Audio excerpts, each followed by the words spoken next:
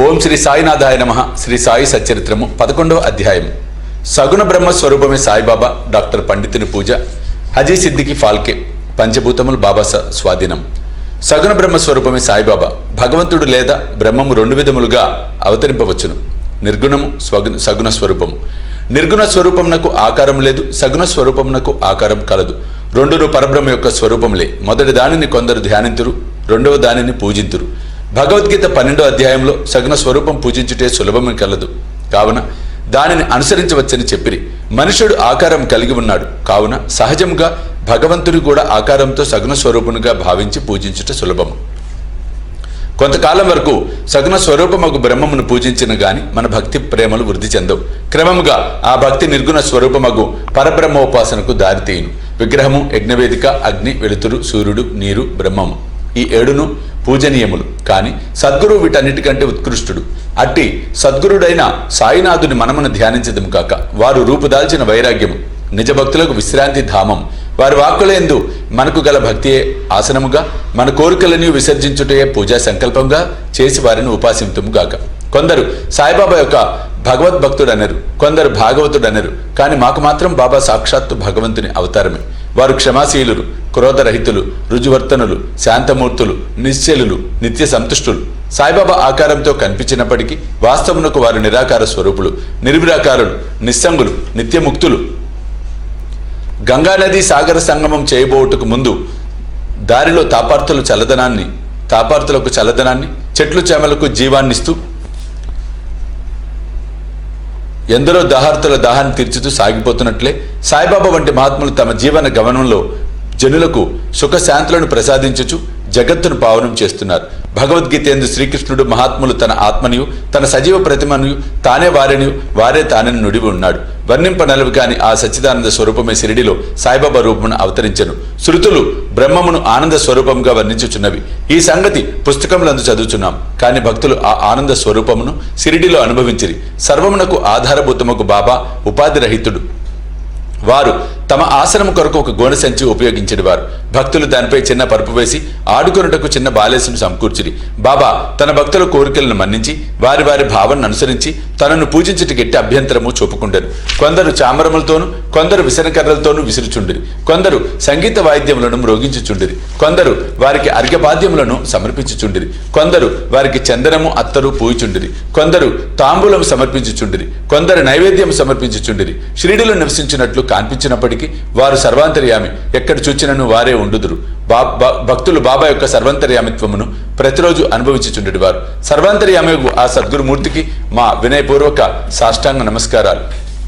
Doctor పండితుని పూజ. Tatya Saheb Nulkar మిత్రుడైన doctor Pandit ఒకసారి బాబా దర్శనముకై షిరిడి వచ్చాను. బాబాకు నమస్కరించిన పిమ్మట మసీదులో కొంతసేపు కూర్చుండాను. అతనికి దాదాభట్ కేల్కర్ వద్దకు పొమ్మని బాబా చెప్పాను. డాక్టర్ పండిత్ అటులనే దాదాభట్ వద్దకు పోయాను.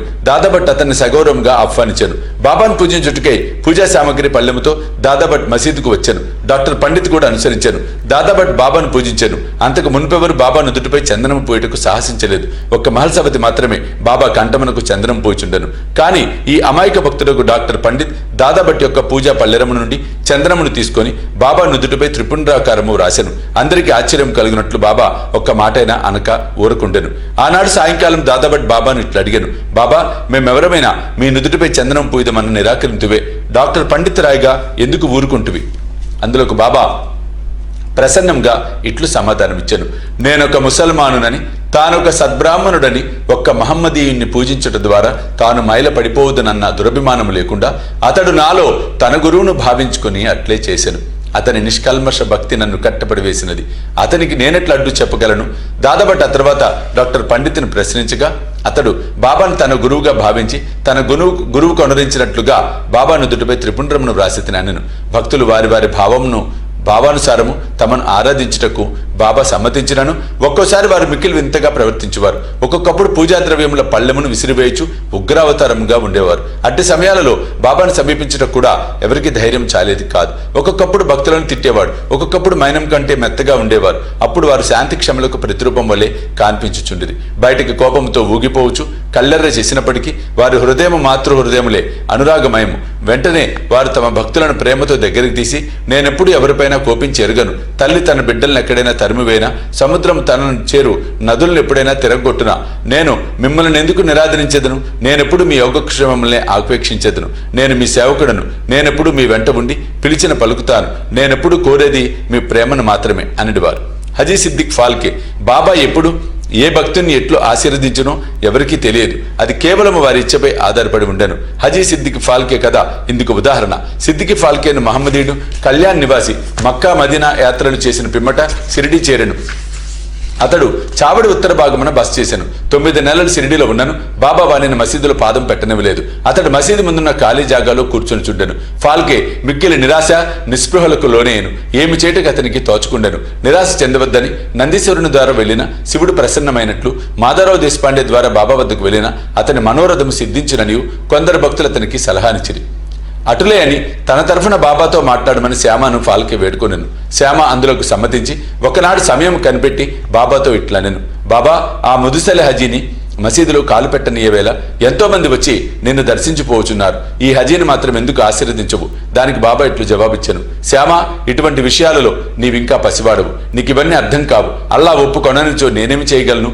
ఆ అల్లా మియా కటాక్షము లేనిచో ఈ మసీదులో పాదము పెట్టగలవారెవ్వరు. సరే, నీవు వాని వద్దకు పోయి వానిని బారవి బావి వద్ద ఉన్న ఇరుకుబాటుకు రాగలడేమో అడుగుము.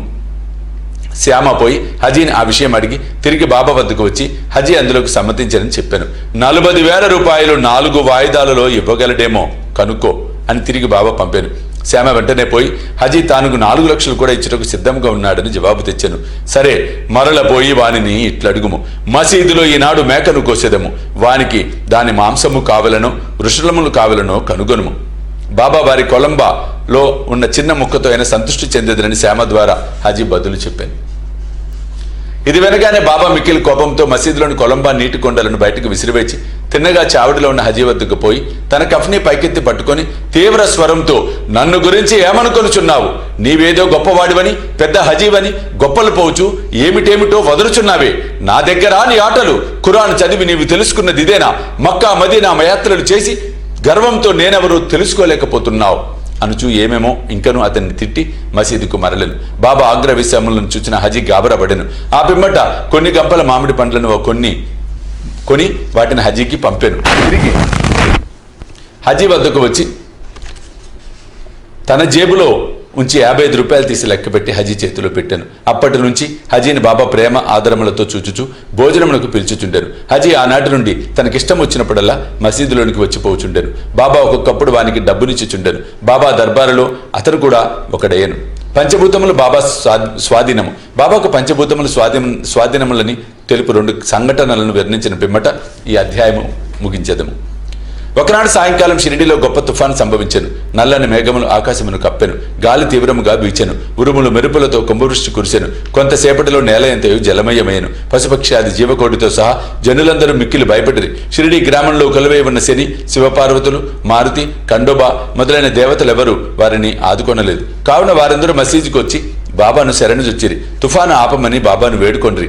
ఆపదలో ఉన్న జనులను చూచి బాబా మనసు కరిగెను. వారు బయటకు వచ్చి మసీదు అంచున నిలబడి బిగ్గరగా, ఆగు, నీ తీవ్రతను తగ్గించుము, నెమ్మదించు అని గర్జించిరి. కొన్ని నిమిషాలలో వర్షము తగ్గెను. గాలి వీచుట మానెను. తుఫాను ఆగిపోయెను. చంద్రుడు ఆకాశమును కనిపించెను. ప్రజలందరూ సంతృష్టి చెంది వారి వారి గృహములకు పోయిరి. ఇంకొకప్పుడు మిట్ట మధ్యాహ్నం దునిలోని మంటలు అపరిమితముగా లేచెను.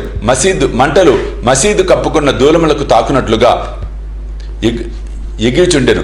మసీదులో కూర్చున్న వారికి ఏమి చేయటకు తోచలేదు. దునిలో కట్టెలు తగ్గింపుడని గాని నీళ్లు పోసి మంటలు చల్లార్పుడని గాని బాబాకు సలహానిచ్చుటకు వారు భయపడిరి.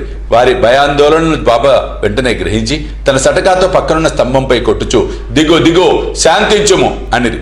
ఒక్కొక్క సటకా దెబ్బకు కొంచెము చప్పున మంటలు తగ్గిపోయి దుని యథాపూర్వకముగా మితముగా ఉండెను. భగవదవతారమైన సాయినాథుడు అట్టివారు వారి పాదములపై పడి సాష్టాంగ నమస్కారం చేసి సర్వస్వ శరణాగతి వేడిన వారినెల్లా వారు కాపాడుదరు.